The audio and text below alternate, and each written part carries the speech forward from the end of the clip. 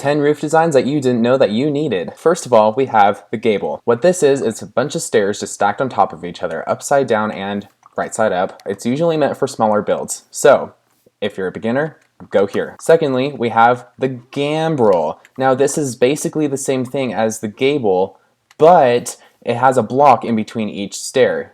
You see? What this does is it gives it a taller feeling, so then you can probably add it a second story to your house. Third, we have the curved or barn roof. Now, this is a pretty fun roof to use if you're a beginning builder.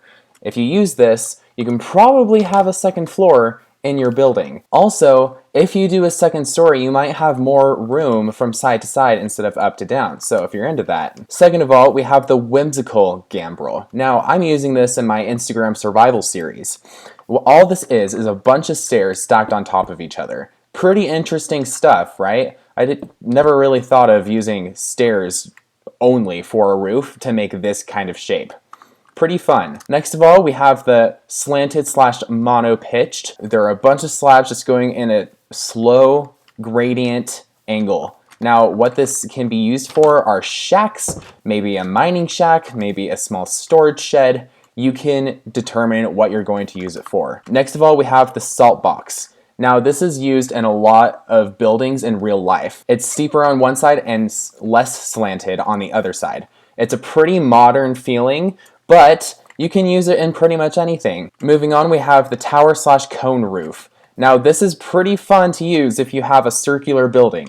Now, if I kept on building around this place, like so, you can see that this would continue all the way around. Next off, we have the A-frame. Now, you can probably do this if you're trying to build inside a mountain, going underground, or you can just build an A-frame out in the open.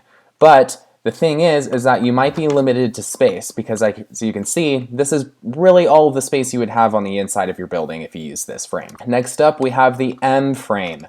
Now, what this is, in my interpretation, is that you might have two separate entrances, so this might be the roof frame for you. Let's say you and your buddy are playing in the same world. Now you want to build a house for the both of you, but you want to have different sections. So you could build an M-frame house and split it down the middle, pretend this window isn't here.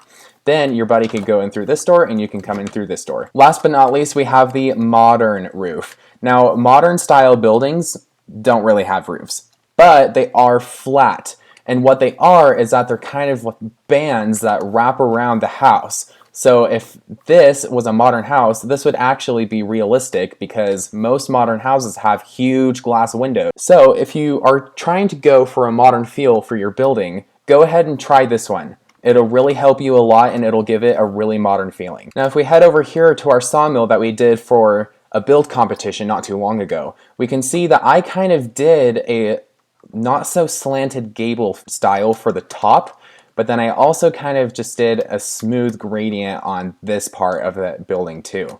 Now you can always mix and match and try your own separate ways. You see on this, I didn't just go for stairs. I went for slabs, blocks, and stairs and made a cool little design so that there is a little hole so that you can see the actual roof color. It's pretty fun to just try and make your own thing. If you like this tutorial and if you are a beginning builder, go ahead and hit that like button and subscribe. Thank you so much for watching and see you on the sunny side. Goodbye.